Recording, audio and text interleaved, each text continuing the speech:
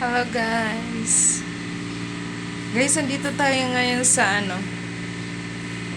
sa Lucena. Alam nyo ba guys kung bakit? Ayan.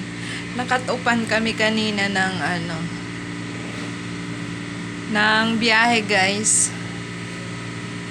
Yung nasa ka na, yung nasa pang-sampu ka na lang ng nakapila. Saka pa nag-cut off. Ayan. Bali, fully book na guys. So, ang biyahe ng barko uli niyan ay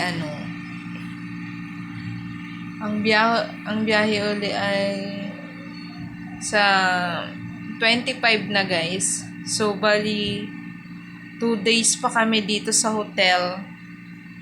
Ayan, nag-hotel na muna kami guys para hindi na kami babalik.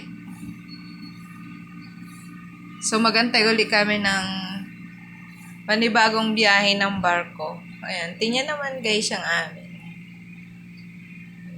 Ayan, ang ganda dito sa kinatatayaan ko guys. Sa Jomers Lodging. Ayan, dito sa Lucena. Balibayan ito ng Lucena guys. Ang ganda dito. Nandito kami sa 3rd floor. 3rd floor guys. Ang ganda dito. So kung magawi kayo dito sa Lucena guys, hanapin nyo tong hotel na to. Maganda.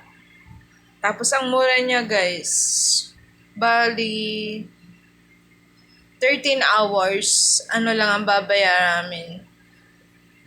3,000 plus lang. Ayan. So, yun lang guys. Na-share ko lang sa inyo. Ayan, meron pa tayong parang patay na ilog yan. Hindi siya gumagalaw na ilog. So, thank you for watching guys.